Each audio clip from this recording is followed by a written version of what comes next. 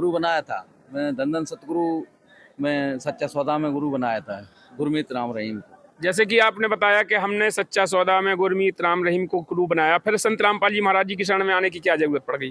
भगत जी, मैंने जब नाम ले लिया और मैं घर पे गया तो मैं वही साधना जो उन्होंने बताई थी वो चद्दर ओढ़ के तो वो कर रहा था। तो सामने से दरवाजे के सामने बैठा था तो उधर से 200 बार आदमी कोई निकल चुका, बार बार इधर से इधर। आप सबका फिर से एक नई वीडियो में दोस्तों, इस समय हम सतलोक आश्रम धनाना धाम में हैं। जैसे आप देख ही रहे हैं, संत रामपाल जी महाराज जी के सानिध्य में 4, 5, 6 तारीख को विशाल भंडारा होने जा रहा है। तो यहाँ पर दिव्य धर्म यज्ञ के उपलक्ष्य में जो भंडारा हो रहा है संत रामपाल जी महाराज जी के सानिध्य में, यहाँ पर दूर दूर से श्रद्धालु आ रहे हैं। हमारे साथ एक भाई जुड़े हैं, इनसे बातचीत करने की कोशिश करते हैं। नमस्कार सर जी। नमस्कार सर। सर जी, क्या नाम है आपका? बलवीर दास। कहाँ से हैं सर जी आप? भिंड से।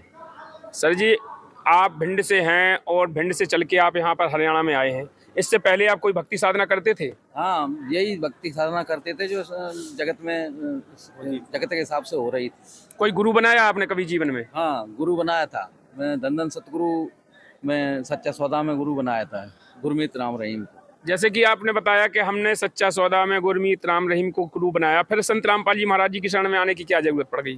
भगत जी, मैंने जब नाम ले लिया और मैं घर पे गया तो मैं वही साधना जो उन्होंने बताई थी वो चद्दर ओढ़ के तो वो कर रहा था। तो सामने से दरवाजे के सामने बैठा था तो उधर से 200 बार आदमी कोई निकल चुका, बार बार इधर से इधर, इधर से इधर जा रहा। तो मैं वो साधना जब जो बताते हैं उन्हें इतनी बार मंत्र जपना, तो जपने के बाद मैं जैसे ही खड़ा होने को पैर रखा तो मेरे को बीछू ने खा लिया और ऐसा खाया कि बिल्कुल डांट लग गई। मतलब मैं बेहोश हो गया। पूरा गांव ने खूब झाड़ा, वो नहीं। 48 घंटे के बाद मेरे को होश आया। तो मैं समझ गया था कि ये साधना सही नहीं है, तो पर छोड़ा नहीं, पर करता रहा। लेकिन फिर मैं किसी कारण बस एक नौकरी के कारण मैं रायपुर गया। तो रायपुर में एक भगत जी मिले, संत रामपाल जी महाराज से नाम ले रखा था, राजस्थान के थे। तो भगत जी, मैं बीड़ी पीता था तो उन्होंने कहा कि आप बीड़ी पीते हैं, नाम ले रखा है? मैंने हाँ, नाम बीड़ी तो पीता हूँ। बोला बीड़ी क्यों पीते हैं? मैंने कहा वहाँ तो प्रसाद में बटती है राम रहीम के यहाँ। मतलब राम रहीम के यहाँ बीड़ी प्रसाद में दी जाती है? प्रसाद में दी जाती है, वहाँ 5 बीड़ी प्रसाद में बटती है। तो बोला ये बीड़ी छोड़ना चाहते हैं? मैंने हाँ, बीड़ी छोड़ना चाहते हैं। तो बोला ज्ञान गंगा पे हाथ रख के संकल्प करो, जब बीड़ी छूट जाए तो संत रामपाल जी महाराज से नाम ले लें। तो मैंने संकल्प ले लिया और संकल्प लेने के बाद में मैं सुबह फिर बीड़ी जलाने लगा। तो वो आए कि ये क्या कर रहे हैं? मैंने कहा तलब लग रही। बोला ये सत्संग सुन लो, सत्संग के बाद आप बीड़ी जला लेना। तो परमात्मा ने ऐसी दया करी, वो सत्संग मैंने सुना जो ऋषि और राजा के बारे में है, जो साधु हैं। तो वो सत्संग सुनते ही परमात्मा ने मेरे पर दया कर दी। मैंने उसी दिन से बीड़ी, माचिस या जितनी थी वो सब फेंक दिया। उसके बाद कभी मुड़ के नहीं देखा। और 1 महीने बाद जब मेरे सारे विकार दूर हो गए तो फिर मैंने जाके संत रामपाल जी महाराज से नाम ले लिया। जब आपने संत रामपाल जी महाराज जी से नाम लिया तो इसके बाद कोई आपको लाभ हुआ? क्योंकि सब आदमी कहते हैं, जो भी भगत मिलते हैं वो कहते हैं संत रामपाल जी महाराज जी से नाम उपदेश लेने के बाद अनेकों लाभ होते हैं। तो क्या आपको कोई ऐसा लाभ हुआ है? भगत जी, संत रामपाल जी महाराज से नाम लेने के बाद इतने लाभ हुए कि मैं 2-4 दिन तक बताऊंगा फिर भी पूरा नहीं होगा, लेकिन मेन बताता हूँ। जी बताइए।